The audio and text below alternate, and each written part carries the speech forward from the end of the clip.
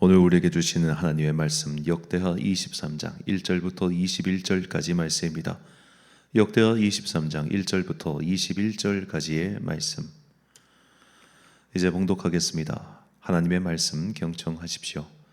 6해를 기다린 여호야다 제사장은 7째 해가 되자 드디어 용기 있게 결단을 내리고 군대 지휘관들인 백부장들 곧 여로함의 아들 아사랴와 여호하난의 아들 이스마일과 오벳의 아들 아사랴와 아다야의 아들 마아세야와 시그리의 아들 엘리사박과 미력을 맺었다. 이들 백부장들은 유다의 모든 성읍으로 돌아다니며 레위 사람들과 이스라엘 가까운의 족장들을 모아서 예루살렘으로 데리고 왔다. 그들이 모두 하나님의 성전에 모여 왕의 아들 요아스와 언약을 세웠다. 여호야다가 그들에게 말하였다. 여기에 왕세자가 계십니다. 이분이 왕이 되셔야 합니다. 이것은 다윗 자손이 왕이 되어야 한다는 주님의 약속을 따르는 것입니다. 이제 여러분이 하여야 할 일을 말하겠습니다. 이번 안식일에 맡은 일을 하러 오는 당번 제사장들과 레위 사람들은 여기 성전에 도착하여 3분의 1은 성전문을 지키고 또 3분의 1은 왕궁을 지키고 나머지는 기초문을 지키십시오. 일반 백성은 주님의 성전들로 모입니다. 그날 일을 맡은 제사장들과 그들을 돕는 레위 사람들 말고는 어느 누구도 성전 안으로 들어오지 못합니다. 거룩하게 구별된 제사장들과 레위 사람들만 주님의 성전 안으로 들어오고 그 밖에 일반 백성은 주님께서 지시하신 대로 성전 밖에 서 있어야 합니다. 레위 사람들은 제각기 병기를 들고 왕을 호위하십시오. 임금님께서 드나드실 때에는 반드시 경호하도록 하십시오. 그리고 어느 누구라도 이 성전 안으로 들어오려고 하면 모두 죽여야 합니다. 레위 사람들과 모든 유다 사람들은 여호야다가 명령한 것을 그대로 다 하였다. 여호야다 제사장이 안식일에 맡은 일을 끝낸 사람들마저 집으로 돌아가지 못하게 붙들어 두었으므로 지휘관들은 안식일 당번인 사람들과 비번인 사람들을 다 데리고 있었다. 여호야다 제사장이 백부장들에게 창과 크고 작은 방패들을 나누어 주었다. 그것들은 다윗 왕의 것으로서 하나님의 성전 안에 간직되어 있던 것들이었다. 그는 또 일반 백성에게도 무기를 들려 성전 남쪽에서 북쪽 끝에 이르기까지 전 지역에 그들을 배치시키고 제단 근처에서나 성전 안에서 왕을 경호하게 하였다. 그런 다음에 여호야다와 그의 아들들이 요아스 왕 세자를 데리고 와서 그에게 왕관을 씌우고 왕의 직무를 규정한 규례서를 그에게 주고 기름을 부어 왕으로 삼고 임금님 만세하고 외쳤다. 아달랴가 백성들이 뛰어다니며 왕을 찬양하는 소리를 듣고 주님의 성전에 모여있는 백성에게로 가서 보니 왕이 성전 어기 기둥 곁에 서 있고 관리들과 나팔수들이 왕을 모시고 서 있으며 나라의 모든 백성이 기뻐하며 나팔을 불고 있고 성전 성가대원들이 각종 악기로 찬양을 인도하고 있었다. 아달랴는 분을 참지 못하고 옷을 찢으며 반역이다 반역이다 하고 외쳤다. 그때 여호야다 제사장이 군대를 거느린 백부장들을 불러내어 그들에게 명령을 내렸다. 저 여자를 대열 밖으로 끌어내시오. 저 여자를 따르는 사람도 모두 칼로 쳐 죽이시오. 여호야다는 주님의 성전 안에서는 그 여자를 죽이지 말라고 하였다. 그래서 그들은 그 여자를 이끌고 왕궁 마레문 어기로 들어가 거기에서 그 여자를 처형하였다. 그런 다음에 여호야다는 자신과 백성과 왕이 주님의 백성이 되는 언약을 세웠다. 그렇게 하고 난 다음에 모든 백성이 바알 신전으로 몰려가서 그 신전을 허물고 제단들을 뒤엎고 신상들을 완전히 부수어 버렸다. 또 그들은 거기 제단 앞에서 바알의 mat단 제사장을 죽였다. 여호야다는 주님의 성전을 돌보는 일을 정하여 그것을 레위 사람 제사장들이 관리하도록 맡겼다. 모세의 율법에 기록된 대로 주님께 번제를 드리고 즐거운 노래로 주님을 찬양하는 이러한 일들은 본래 다윗이 성전 안에서 일하는 레위 사람 제사장들에게 맡긴 임무였다. 여호야다는 또한 주님의 성전 문마다 문지기를 두어 부정한 사람은 아무도 들어오지 못하게 하였다. 여호야다는 백부장들과 귀족들과 방백의 지도자들과 그 땅의 모든 백성들과 함께 왕을 호위하여 주님의 성전에서 데리고 나와서 윗문을 지나 왕궁으로 가서 왕을 왕좌에 앉히니 그 땅의 모든 백성들이 기뻐하였다. 아달랴가 살해된 뒤로 도성은 평온을 되찾았다. 아멘. 특이점을 지나버렸다라는 제목으로 하나님의 말씀 선포하겠습니다. 우리 주님께서는 이 세상의 마지막 때에 어떠한 일이 일어날지에 대해서 마가복음에서 다음과 같이 말씀하셨습니다. 마가복음 13장 12절과 14절 말씀입니다. 형제가 형제를, 아버지가 자식을 죽는 데에 내주며 자식들이 부모를 대적하여 죽게 하리라.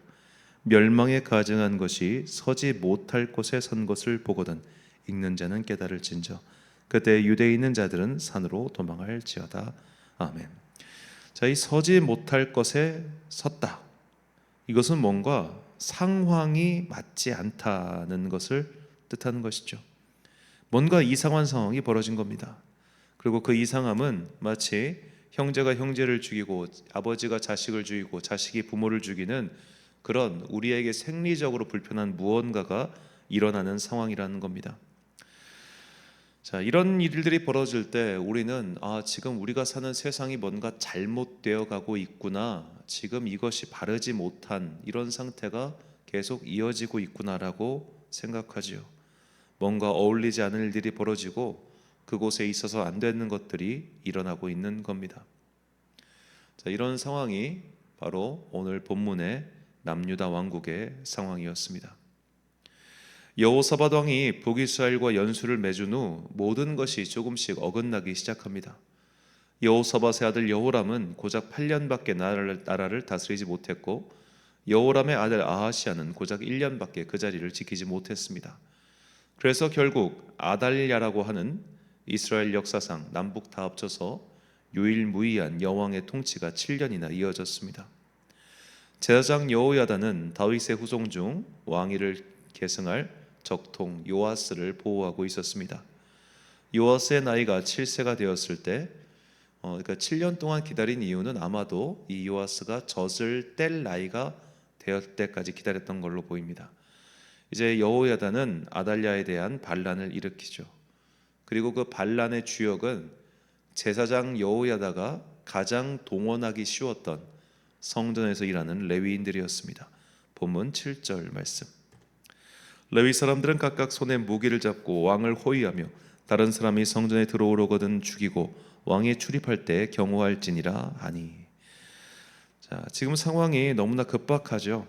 반란이라고 하는 그야말로 건곤일척의 전쟁과 승부가 벌어진 상황입니다.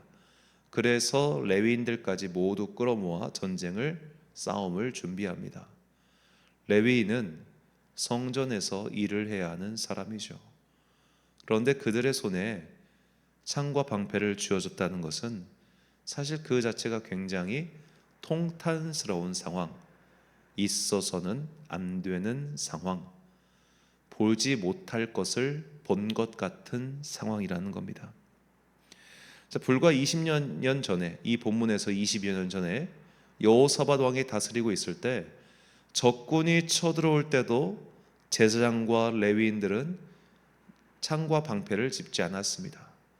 그때 그들은 성가대를 앞세워서, 즉 찬양을 하며 적군 앞으로 나아갔죠. 그러고도 승리했습니다. 그런데 지금은 레위인들조차 무기를 들고서 무도한 자들과 싸워야 하는 형편이 되었습니다. 그만큼 나라의 기강이, 나라의 정기가 완전히 무너진 것이죠. 그러니까 이 레위인이 무기를 잡았다는 것, 이 하나의 장면이 참 많은 것을 보여주고 있다는 겁니다. 유다 나라가 이렇게 쇠락의 조짐을 보이게 된 것은 결국 여호람 때였습니다. 자, 보면은요, 여호람도 왕실 묘지에 안장되지 못하고 그를 아끼는 자 없이 떠났다고 했습니다. 아하시아 또한 북이스라엘에서 살해되었고 예후의 손에 의해, 그리고 거기서 묻히지요. 그리고 오늘 본문의 7살의 왕위에 오른 요아스 또한 그 말년에 하는 짓이 참 못된 짓을 많이 해서 그 또한 왕실 묘지에 안장되지 못합니다. 그러니까 이 역대기를 쭉 보면, 역대기는 특별히 유다 왕국의 역사만을 쭉 보여주지 않습니까? 그러니까 이 전장인 대략 22장부터 사실 유다 왕국의 쇠락이 시작된 거예요. 그리고 이 쇠락에 가는 쭉 방향은 중간에 히스기야와 요시아와 같은 특출난 왕이 등장한다고 해서 바뀌지가 않습니다. 이때부터 쭉 쇠락하고 하락하는 겁니다. 그러니까 하나님께서는 이미 이제 히스기야의 아버지인 아하스 왕 때부터 내가 이제 북이스라엘뿐만 아니라 남쪽 유다 나라 역시도 심판해야겠다라는 마음의 결단을 내리시죠. 이 흐름이 바뀌지 않았기 때문입니다. 그래서 일순 히스기야나 요시아 같은 선한 왕이 등장해도 전체적인 흐름이 바뀌지 않았던 거예요. 이때부터 계속해서 국가의 믿음의 수준이, 그들의 영혼이, 그들의 정기가 쇠락해가고 있었기 때문입니다. 한번 뒤틀린 것이 다시는 돌아오지 않았던 것이죠. 이 기술의 발전 과정, 특히 인공지능의 발전 과정을 보면 특이점이라고 하는 개념이 있습니다. 이것은 폰 노이만의 주장인데, 인공지능의 발전이 가속화되다가 어느 시점부터는 인간의 지능을 급속도로 추월하게 되는 때가 오는데, 이것을 특이점, 영어로는 singularity라고 부릅니다. 이 지점을 지나면서부터는 무언가가 완전히 변하고 그 가역성을 더 이상 막을 수 없다는 것이죠. 근데 기술의 발전뿐만 아니라 이 공동체의 역사에도 이런 특이점이 있습니다.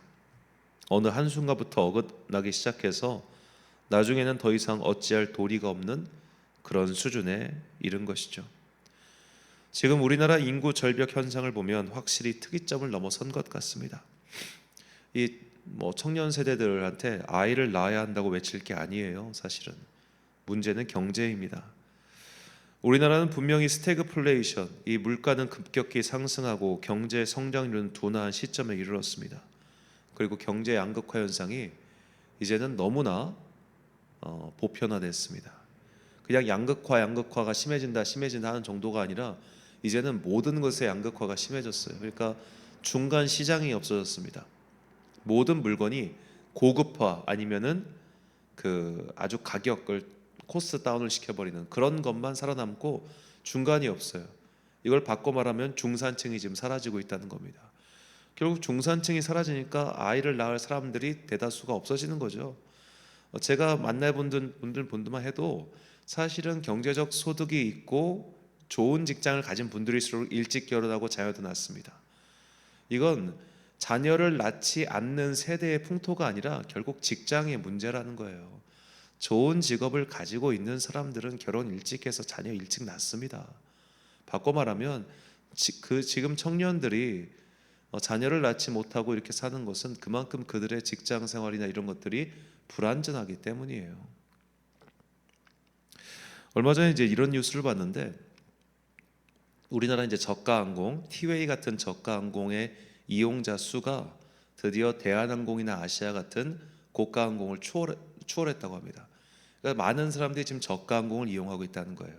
그런데 이런 대한항공이나 아시아나에는 비즈니스석 이상의 아주 굉장히 비싼 1등석, 비즈니스석 이런 석들의 이용률은 3배가 증가했다고 합니다. 있는 자와 없는 자의 소비가 극명하게 갈리고 있습니다. 물가는 엄청나게 오르고요.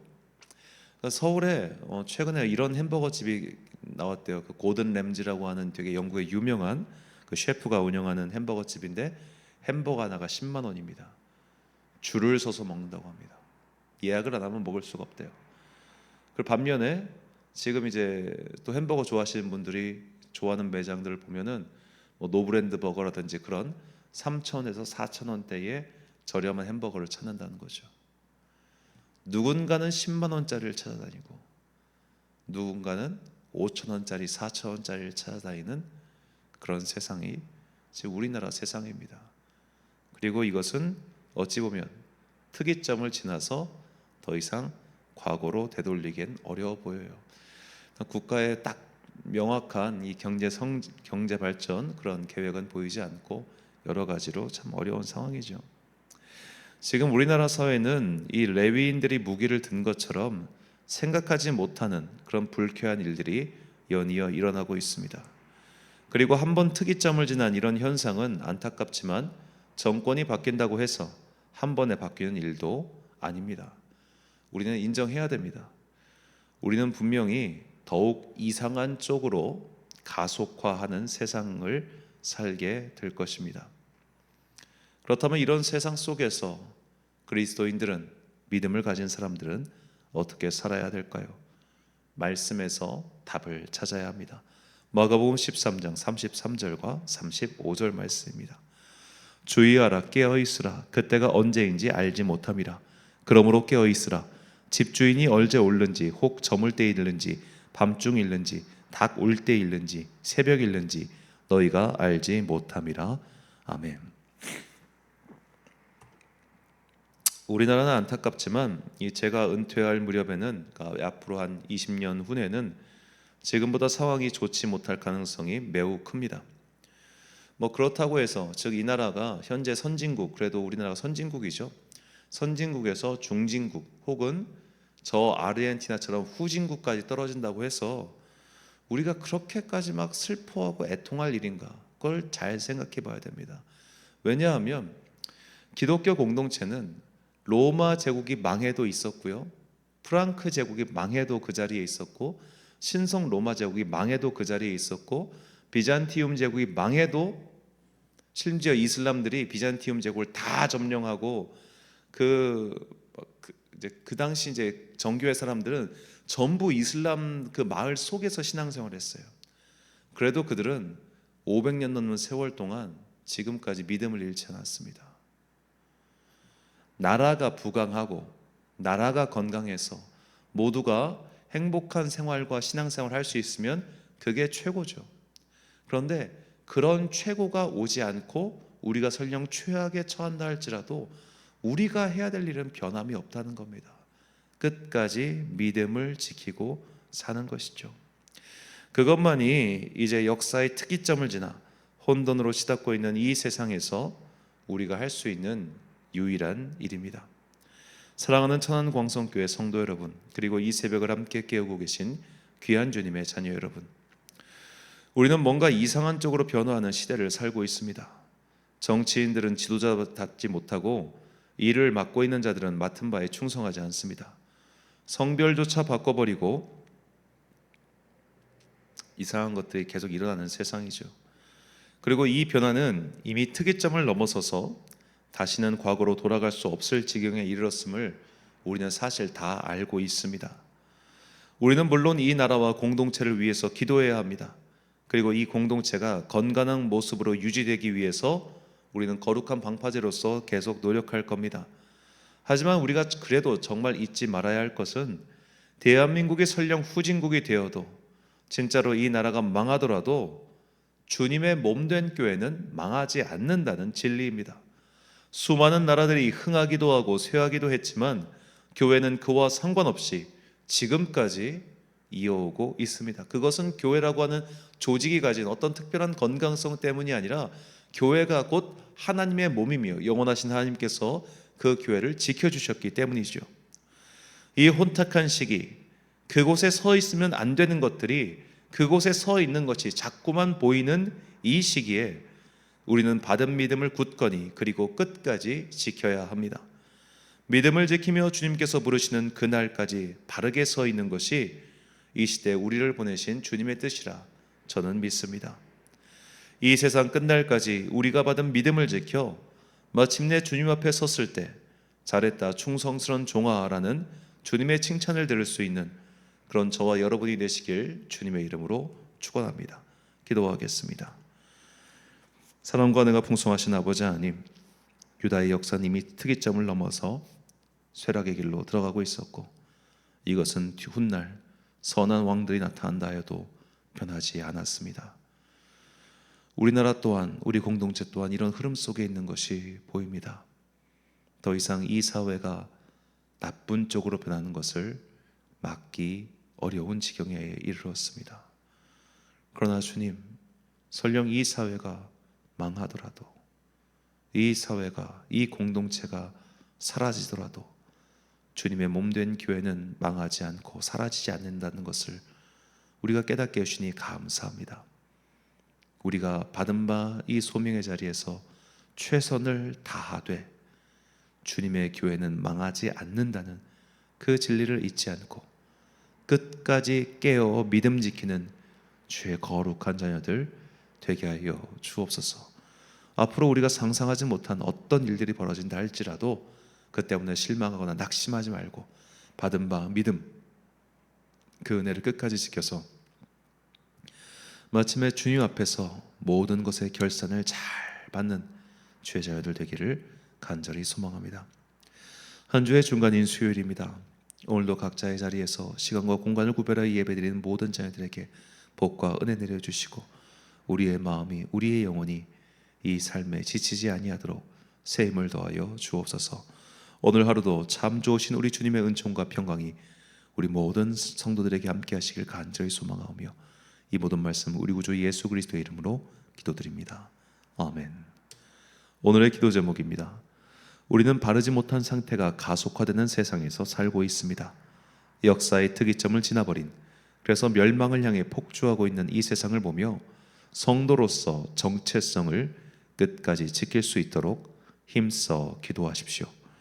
오늘 주신 기도의 제목 가지고 기도와 묵상의 힘쓰는 하루 되시길 바랍니다. 기도하겠습니다.